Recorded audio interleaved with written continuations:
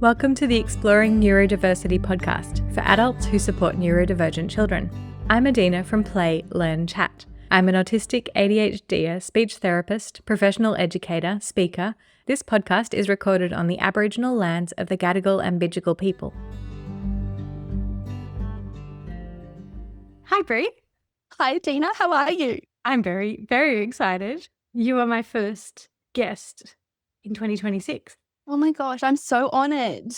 I know, I'm so excited. I actually said, I'm just calling it now. I said to my husband, I'm making a new friend tomorrow. So I hope that pans out. No pressure.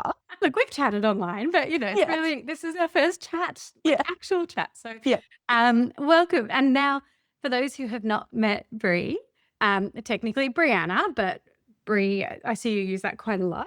I do, yes.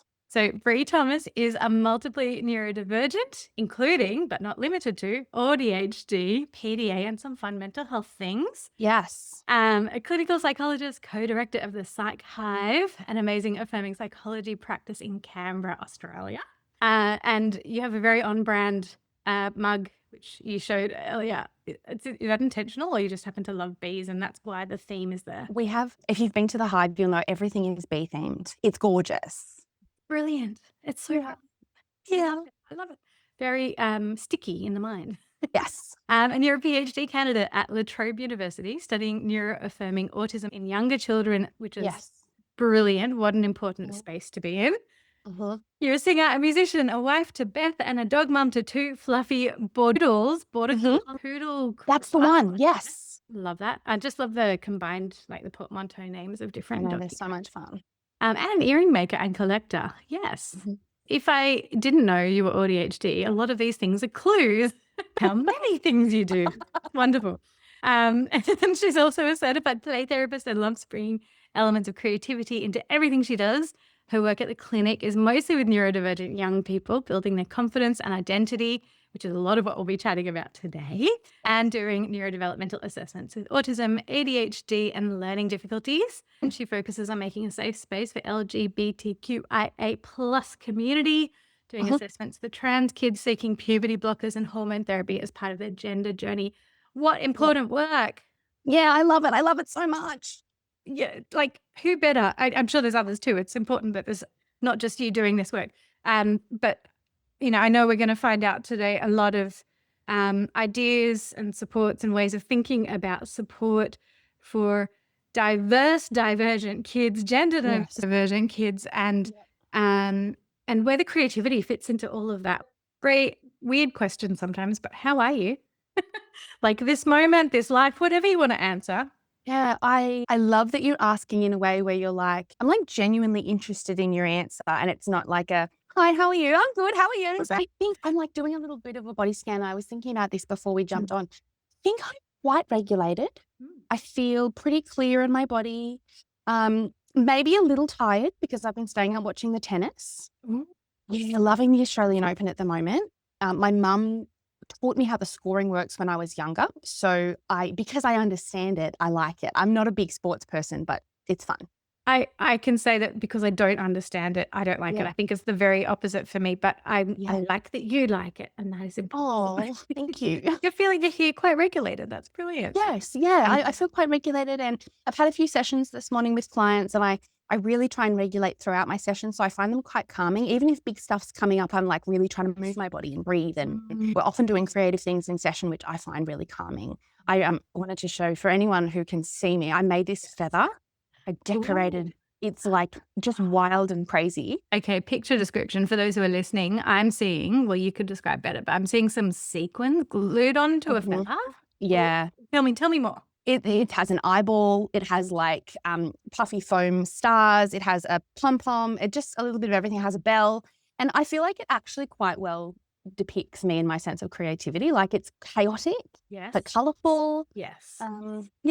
And so I did that this morning, and now I feel quite regulated after that. Well, I love that. And that is something, okay, so audience, people listening, a lot are professionals who are supporting neurodivergent kids, a lot of therapists, a lot of teachers and so on.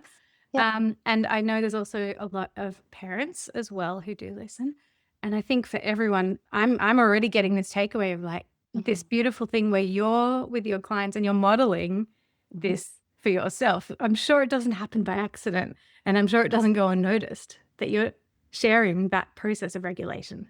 If I don't, how can they? How can they possibly be expected to do what we say if we're not doing it in front of them and really authentically living it out in that moment? Yes. Yeah, love that. And I feel like we already have a bit of a clue about some of your special interests. So, you know, No. obviously, like tennis is a bit of an like now in the moment thing.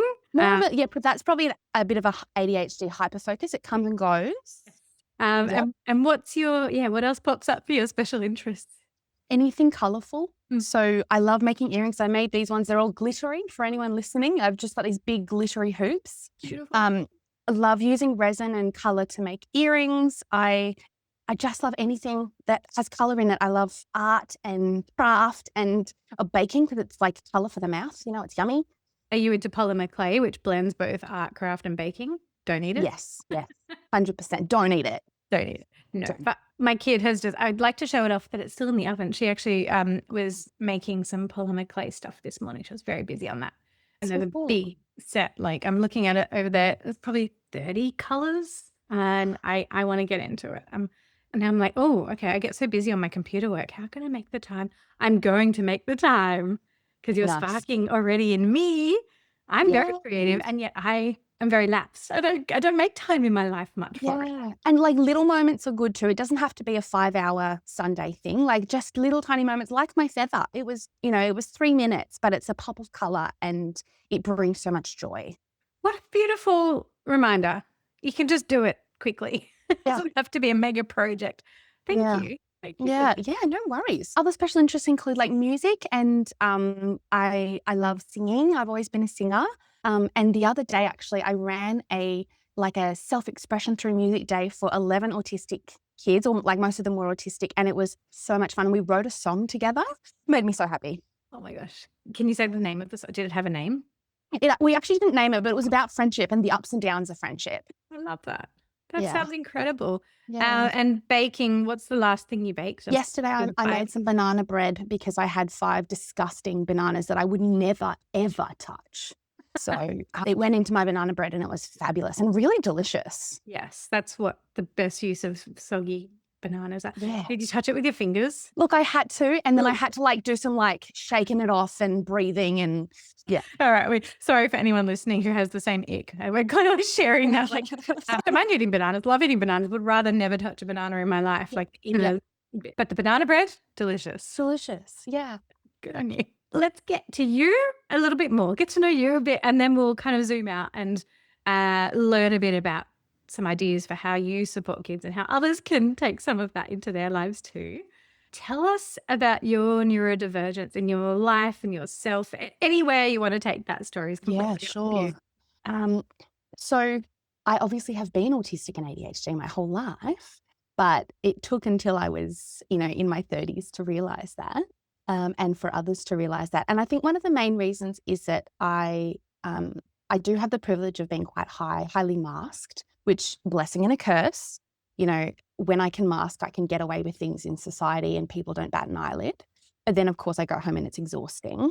So people probably wouldn't have realized. And being into things like music and art and craft is pretty sort of standard for a girl in my family. So no one batted an eyelid. I was also growing up in a religious family. So being highly religious, that was part of my special interest. And that was really well accepted in amongst my religious friends. So no one batted an eyelid at any of that and got through into my 30s and then went, why is my operating system so different to other people's? And why such simple things so tricky for me? The executive functioning piece is huge for me. So mornings are really, really hard. Getting up and having to think, what do I need to do next? I never had like a structured routine as a kid, so I didn't develop kind of those skills or strategies or patterns. And so as an adult, it's just been really hard getting up and getting to work and remembering all the things and the self-care pieces. And it's just so hard, it takes so much brain power. Like the knowing is there. I know what I need to do, but the doing is so tricky. So that kind of classic ADHD thing is makes everyday living pretty tricky. I'm lucky I've got a lot of beautiful support. It doesn't mean it's just all better and fine. It's still, an ongoing battle. But my favorite things about being AuDHD would be the hyper focuses and the special interests that come and the zoom of life that you get when they come into the picture. Like when you've got a new interest, it's just like, oh my gosh, I feel like I'm so alive. And of course you don't want to go to sleep and then that, you're tired the next day. But the joy that it brings is just my favorite thing. The highs can be very high, very, Yeah. very deep. As you were saying that, I was thinking about around Christmas time, I got Disney Dreamlight Valley on the Nintendo Switch and I was all in. I'm a Disney girl. I was like completely all in. I bought the like mega pack. I was like, I've got every add-on and whatever. And I was so all in for like 3 weeks. And now I'm like, it's waned a bit. And then now I have I want to back. I want it. Yeah. Doesn't mean it's gone forever, but yeah, it's funny how they can disappear. They walk out the door and it's like, but I was interested in you a second ago. Where did you go? it's not so much I miss it. I miss missing it. Also, there's something I'll think on that a bit more. But it's phases. And I think try to like lean into like there's something else that's popping up. And for me, actually, literally right now, I get to go back to work in some sort of regularity. Nice. School holidays is almost over and my little one is 2 and her daycare closes for 4 weeks, which is about as long as I've ever heard. But they're wonderful, so it's worth it. But it was a very long December, January, I'll say. Yes. And I craved the autistic me was just sitting and waiting for routine to come back. Yes. And I really tried to like actively put ADHD me at the front to go, like, come on, every day is different. This is fun for us. But autistic me was very, very, very tired. The tug of war is real, isn't it? The way they pull at each other and the one comes to the front and takes over and the other one's like, what about me? And they really tussle in the brain. Yes. I think what I described there is like a new thought for me, which is the idea of allowing or sort of encouraging one side to kind of come out more, which I'm exploring, but it's a journey. Can I ask, in your neurodivergent self-discovery journey, where did your psychology studies fit into that? And how did that inform or not inform your process of self-discovery? Yeah, what a good question. I think I knew that I was quite a complex little being from a younger age. The mental health piece has been there for a long time. And I knew myself as somebody who had ups and downs and sidewayses as part of my mental health picture and my journey there. I knew that first, and that's probably what drew me into psychology and the study there, because I was just really interested in that, understanding it for myself, but for others. As much as I have this autistic sense of I don't like to be perceived, I do love sitting with someone in therapy or with a group of people. There's a script for that, so it makes it easier. I have a job to do. It's just not the same as sitting with a group of strangers and trying to make small talk. They're very different experiences. But I loved the idea of psychology and understanding humans and how humans work. And then it's been really interesting. My work has evolved so much. Like I'm actually a little bit ashamed. I'm about to admit something here. I'm a bit ashamed to say that when I first started out as a psych, I didn't understand autism so much that I said I would not work with autistic clients. Like I actually told the practice, can you not send them my way because I don't get it. At that point, I wasn't identified myself, and they gave us so little training on it at uni that I didn't feel like I could do it justice. That's the systemic problem. That's not a you thing. I mean, I can't erase the shame that you felt, but it's not objectively the case, because so many people go through allied health training and come out the other side feeling like working with neurodivergent people is this mystical thing, which people need to learn and upskill, but it's not, when this is going to sound weird. I think so much of what I say and what others say when we chat together, it feels such like common sense sometimes. Like I think it boils down to treating people like valid humans. Yeah. But you didn't know that. You didn't have that teaching. I wish you could have. Can we go back 8 years and you tell me that? Like I really needed that piece of information that these are just humans. They've got a different operating system and you've got the same one. But I learned over time, and I started to really fall in love with my autistic clients and my little ADHDers and my dyslexic ones and the ones that struggled with learning and all the other facets of neurodivergence as well. And then, of course, discovering for myself that was my brain too. And now it just makes sense that that's all I do. Like I work with neurodivergence and it makes me so happy. It's so nice. You've come this journey, this art, and you're here. And it's simple. Your affirming practice and support is only going to grow and grow which is wonderful. And by the way, podcast, we haven't even mentioned that. You have a new podcast. I just started doing my own podcast. Yeah. Plug it, and we'll link it in IRL. the show notes. Plug. Or IRL, and it's really focused on that in real life sense. So the first episode, I'm actually getting my wife to interview me because I want it to feel really like homely and having a cup of tea and getting to know us. And then I'll be interviewing other people from there. So I'm so excited. Brilliant. That's so cool.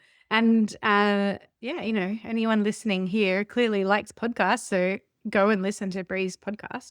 And I think that this is a way I've heard from people who are listeners that this is a way of getting that sort of informal training that fills the gaps.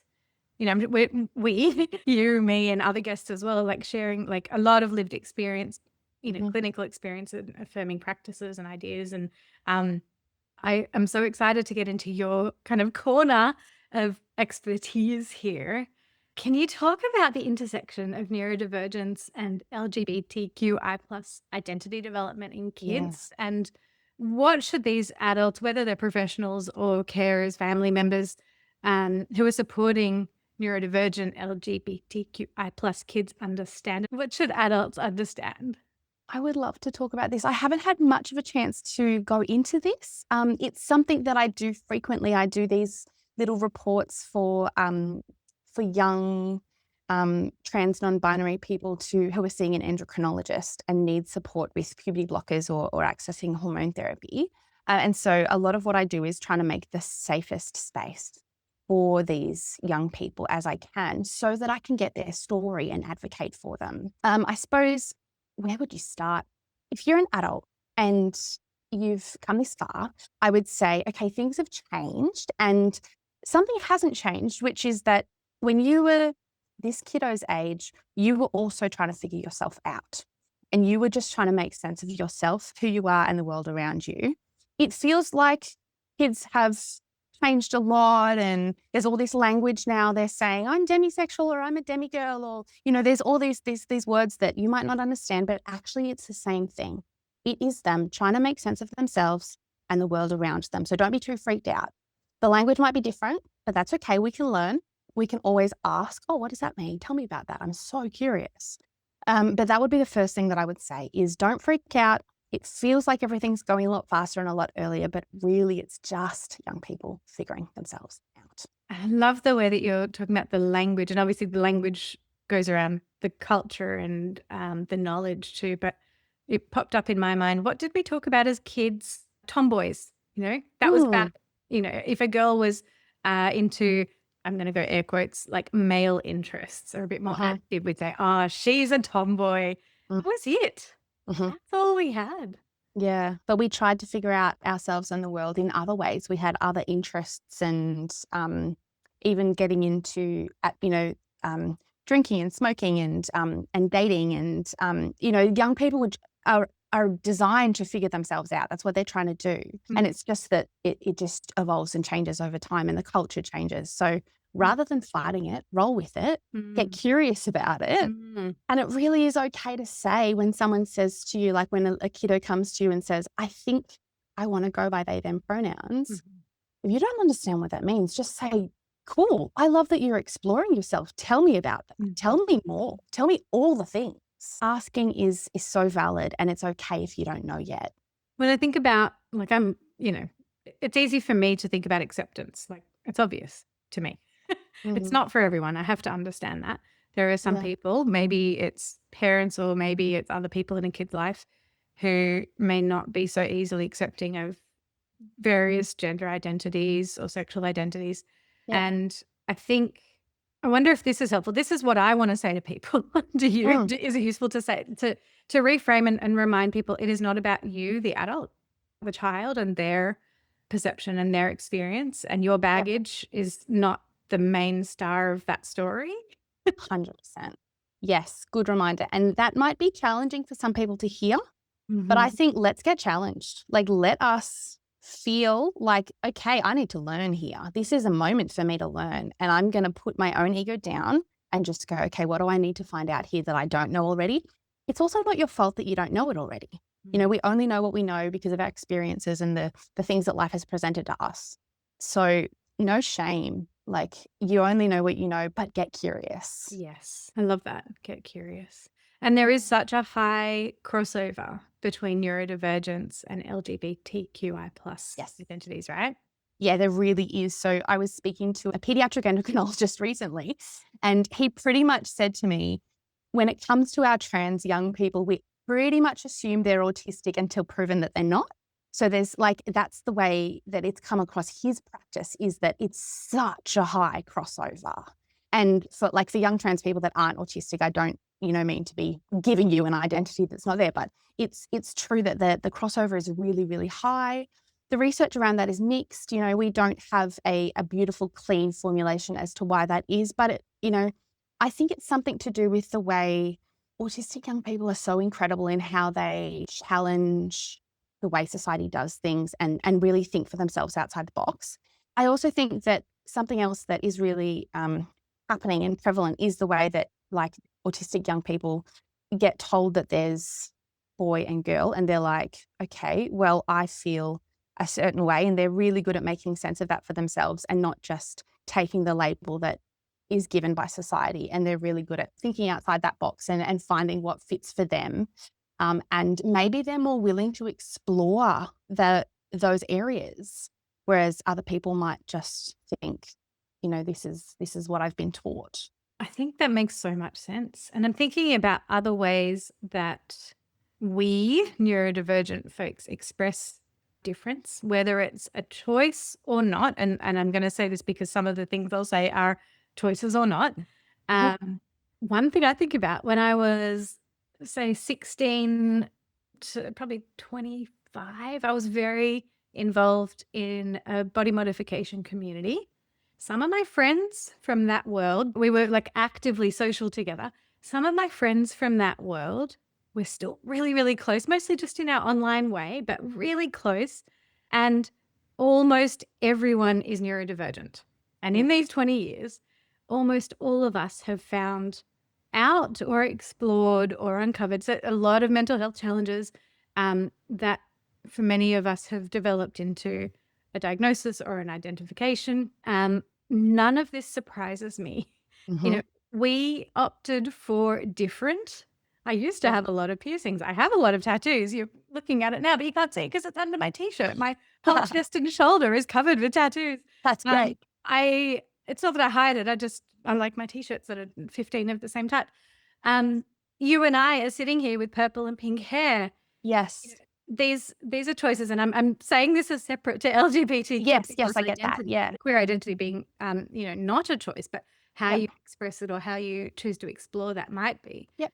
Different seems to fit us because Yep. normative, neuronormative, like you said, the box, the script, the standard, the expected just seems not just boring, but horrific in my Yeah. Yeah, no, thank you. There's a No, thread. thank you. Is there a thread there? Yeah, absolutely. And I really feel like our young people who are neurodivergent are so much better at going, maybe what I've been taught is just something that I've been taught, and I'm allowed to explore for myself and find my own flavor of different. And so they're just really good at exploring, and I think probably more open to who they are. I love that for them. Yeah. I wish Totally. that for little us, but I love that for them. Yes. And so what else can adults do when kids are exploring all facets of their identity, often probably at the same time? Yeah. Yep. So being curious is that first one, and that's really important. It's okay to ask if you don't understand the language. But I would also say, don't dismiss, accidentally invalidate what someone is telling you. And at the same time, I'm going to say an and it is okay to slow the pace to help you understand, and also to give that young person who is so full of life and let's do everything right now some processing time. So if that is comfort to parents and adults, that's a good thing. Like it's okay to slow that pace slightly, not putting up barriers and saying we're never going to do that, but just going, wow, let's sit with that and think about it. I have seen families do things very quickly, and it actually hasn't been the most affirming way to do it. Like, I think take a second and explore together. I think that's the message I'm trying to get across. That's really interesting. And that goes along with that curiosity, not just how I'm thinking about you, but how you're thinking about you and how we're doing this together. Yeah. Yeah. Go on that journey together. And if that means just taking a step at a time together, that's what you need to do. Mm. And your young person will be thinking 45,000 steps ahead and making space for that at the same time as acknowledging the pace that you need to go. It's a tricky dance, but it must be done. That's interesting. And I'm wondering, for parents who are going through this, and many people listening are professionals and parents too, but Yep. how can they like find affirming providers who can support them? Like who is good to support them? Obviously you and your practice, you know, along this journey. And how could that look, as in how you would go about supporting the family and the child, for example? Yeah, it's a really complicated dance, like I said, especially when the parents are not in the same place as the child is because of their own stuff, their own baggage and their own previous lifestyle and beliefs and all that kind of thing. So I would say TransHub is a really good place to go on the internet. So transhub.com is a wonderful website. It's got a specific spot for clinicians, a spot for parents, and a spot for young trans people themselves. So that's a really good place to go for lots of information, and just equipping yourself with information is really powerful. I've got a book. I'm going to link this fabulous workbook for teens who are on a gender journey in the notes. And it's really great, whether you're seeing a therapist who is up on all the lingo or not, bring this book along. You can work on some of the stuff together. We can even work on it with parents, you know. Get curious, read the bits together, ask lots of questions. It's got some fun quizzes in there, and it's a really great way to explore gender stuff in a bit more of a structured way. Brilliant. I will link to that in the show notes as well. So it's awesome. It's so good to have some tools and almost permission, you know, to take the time to explore identities. And do you find that kids' identities shift over time through that exploration process? Is that part of why you say go slow? I say go slow. I think because of the way I've seen it done when it's been a bit rushed. So when the families go, wow, you identify as that, let's go. And then overnight, a whole social transition has happened.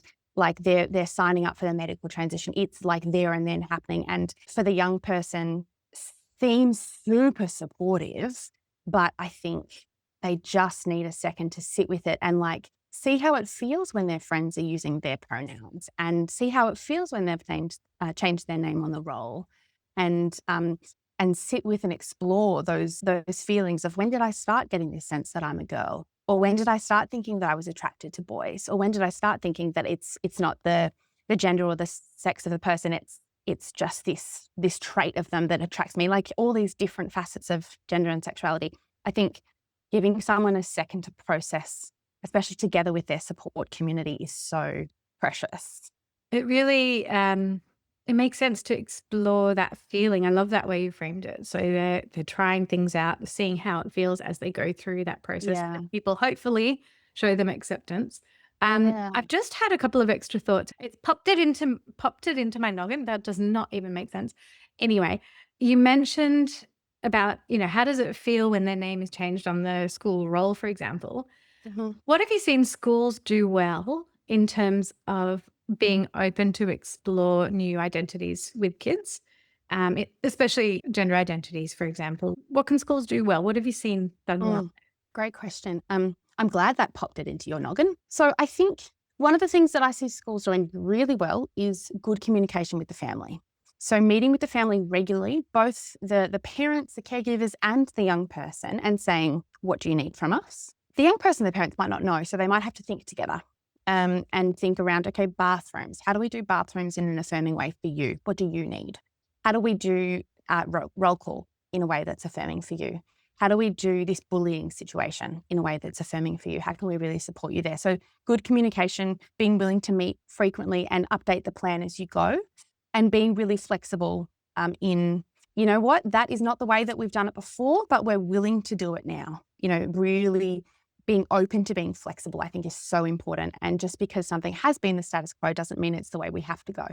That's something I hope that everyone in the universe will take with them, but it's not a given that people will be able to, you know, easily go, well, let's explore a new way.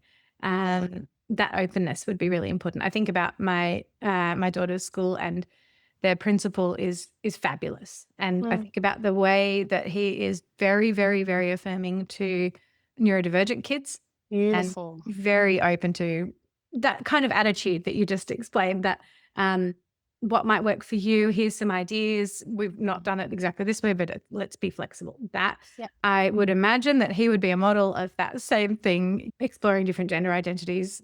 Toileting bathroom options, very important. I hadn't considered Yeah. that specifically in Yeah. this space as well. So really, really interesting to think about that. The other thought that popped it into my noggin was about therapy practices. Yes. And I, like, a very big part of me is about systems and processes and businesses being run, really in affirming ways that support staff and support clients and customers, etc.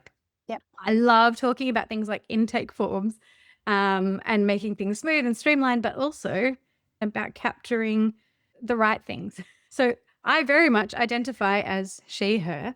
Those are my pronouns. I'm female. I'm cis female. I'm like, okay, so for me, this is easy. When I fill out a form anywhere and I can just, but I get very, what's the word? Frustrated. That's not even the word I'm looking for. Like, the injustice gets to me when I see a form that deals with the gender drop-down box poorly. The worst to me is when it just says male or female and you have to answer one or the other.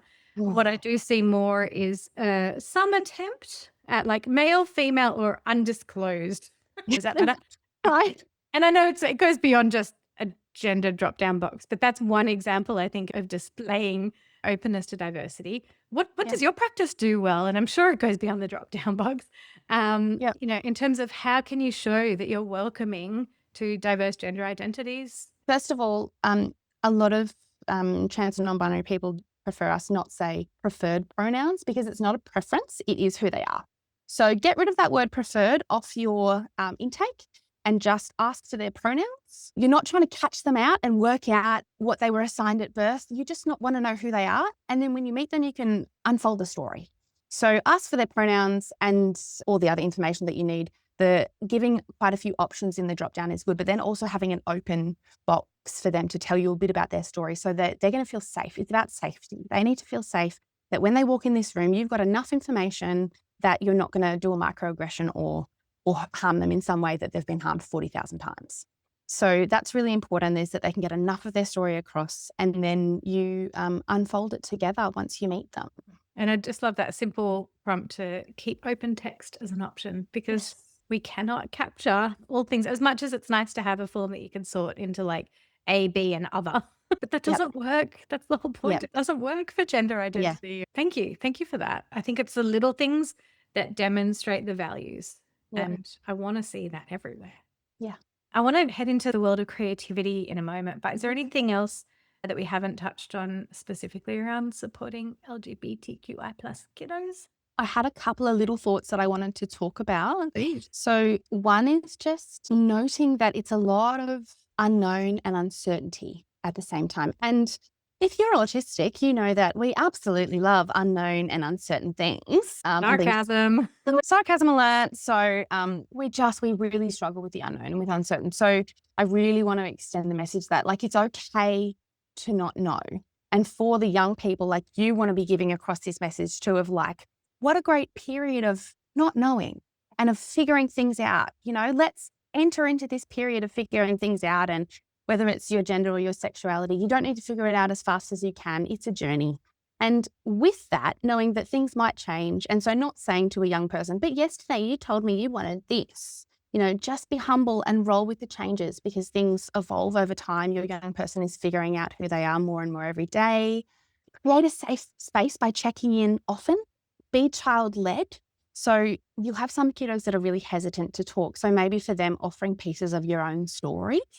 Or I remember when I was in your grade, like Sally, told everyone that she liked girls. And at first it was a bit like, wow, we hadn't heard of that before. But after a while, it was like, that's really cool. Just like tell a bit of your own story and don't take over the space, like leave enough oxygen for your young person too. But that can be really helpful with those kiddos that are a bit more hesitant to talk because they don't know what's okay to talk about.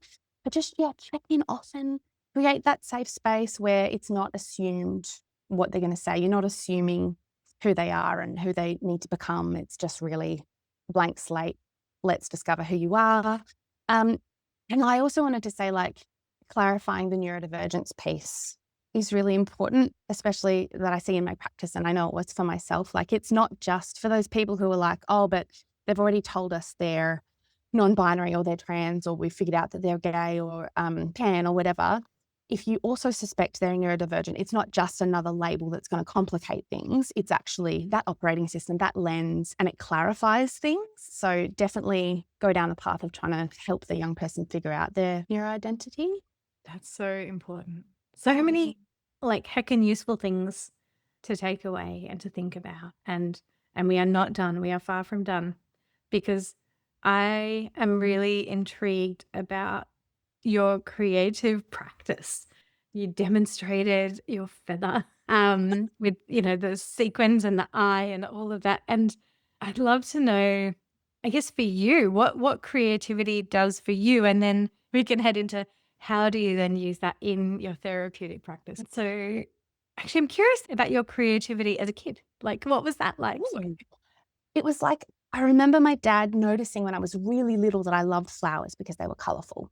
And so my parents would take me to see lots of flowers, and we'd talk about flowers, and I'd grow flowers. Do you go to the Floriade every single year? 100% I do. And I'm in Sydney, and I'm 3 hours from, so Floriade, I'm going to get you to explain in a moment for listeners who don't know, but I am going to go this year. I've just determined it. Okay, your turn. What is it?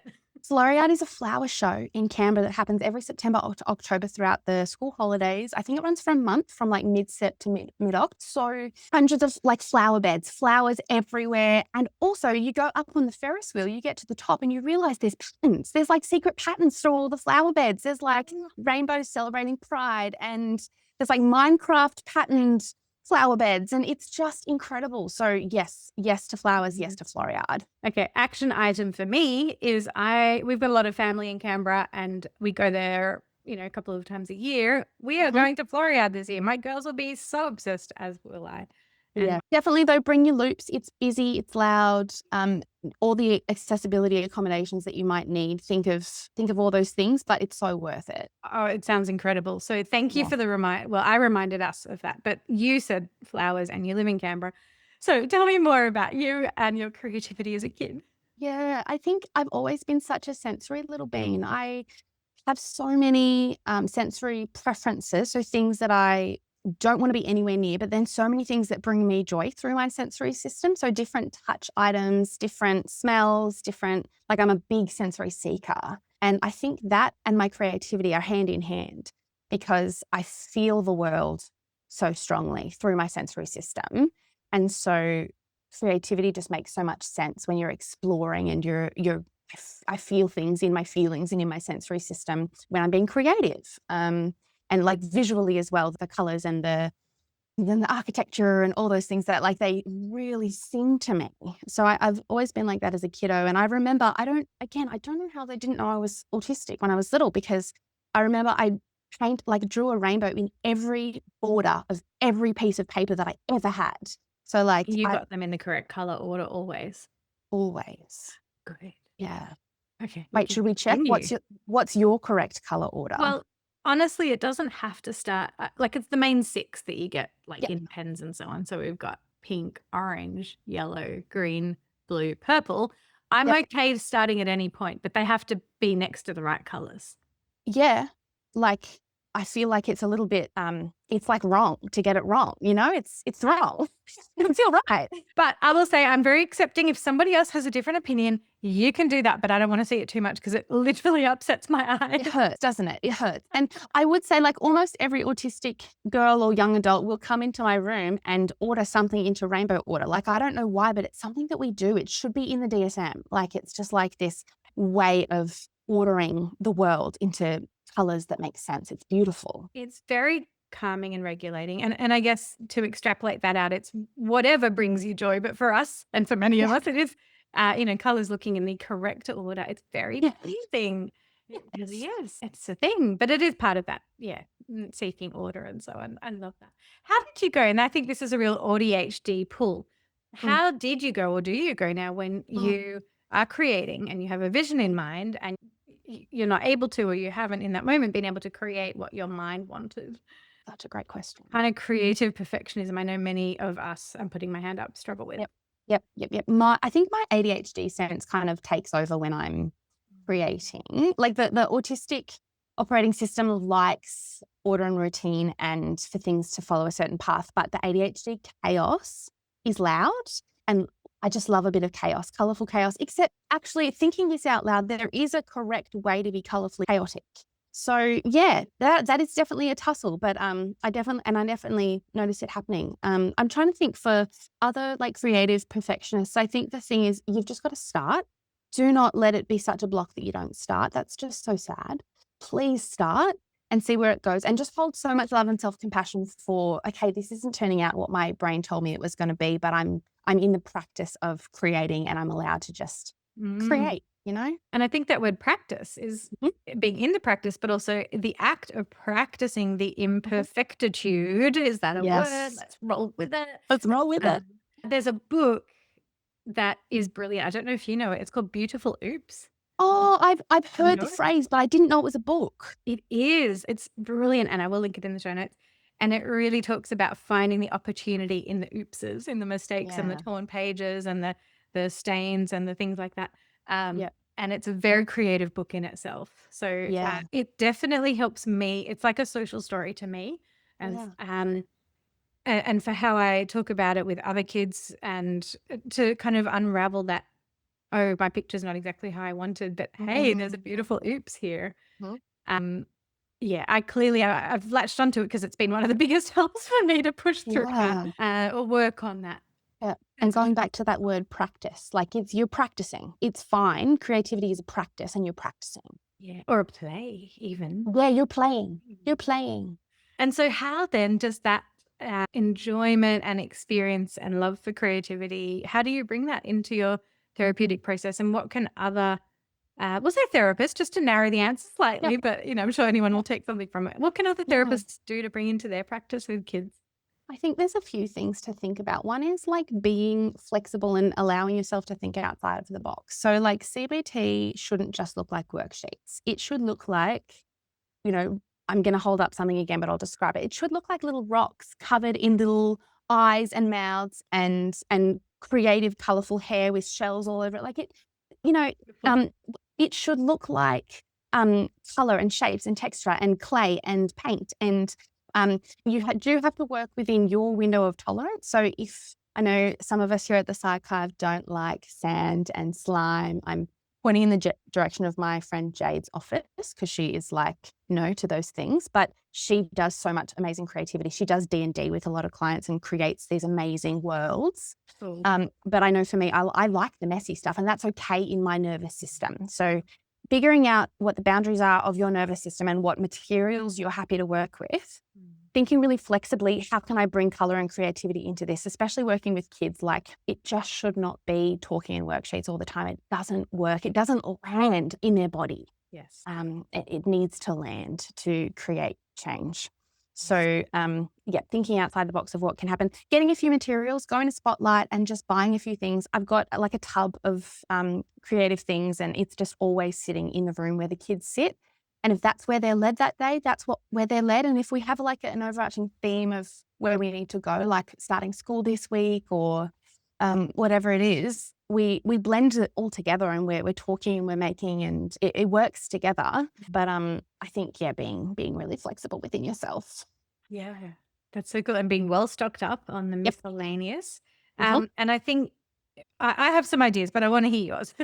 What do you think it is about being in that co-creative, lower pressure space that really helps some of those processing and discussions with these kids? Parallel play is so powerful. So taking away the pressure to sit and look at each other, the pressure for eye contact is gone.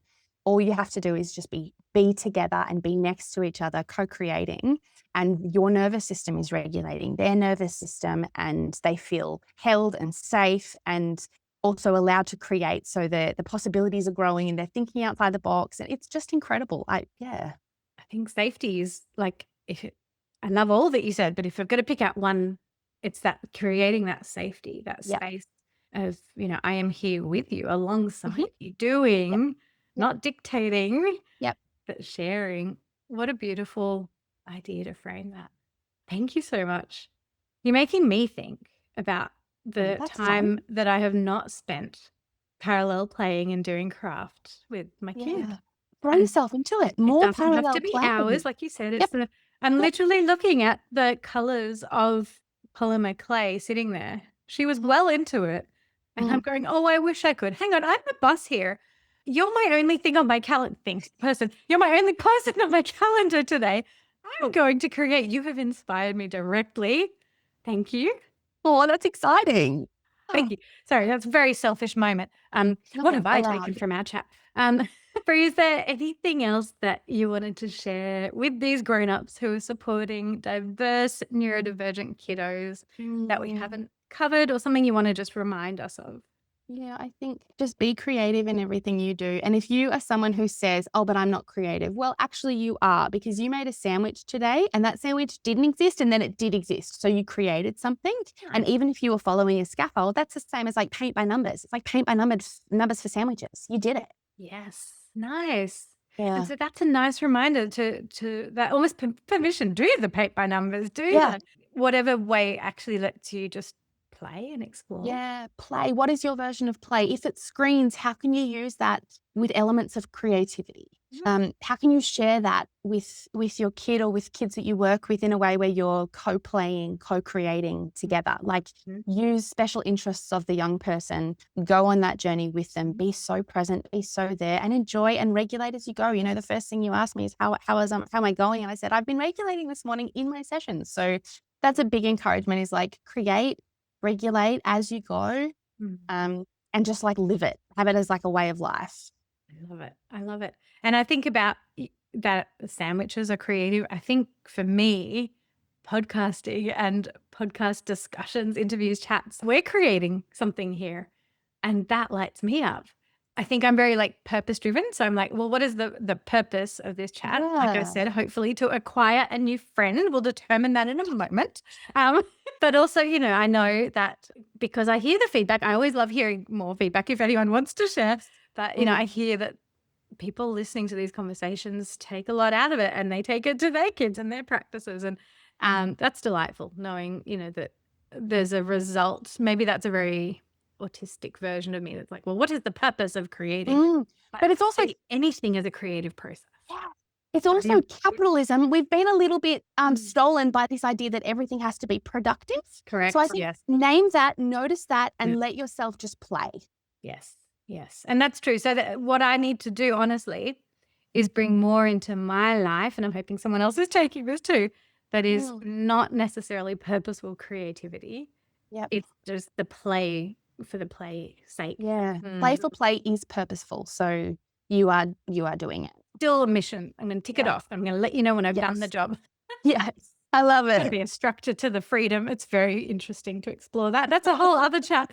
Great. Thank you so much for coming on and sharing all of your thoughts and perspective and modeling brilliant ideas. And you've sparked me, and I know there'll be others as well. So thank you. Thanks for having me. It's been a joy, and what a great opportunity to talk about such beautiful and important things. So thank you for what you're doing. Thank you. And anyone listening, please share feedback and I'll pass it on to Bree. And I appreciate everyone here taking these moments to just reflect and change and undo the box a little bit. Yeah, love it. Thank you for being open to learning and unlearning, and to listening to the perspectives and experiences of neurodivergent folks. If you found this episode helpful, please share it with a friend, share a screenshot on Instagram, pop a 5-star rating and a review in your favorite app, and join me on Instagram and Facebook. I'm at play.learn.chat. Have a beautiful day.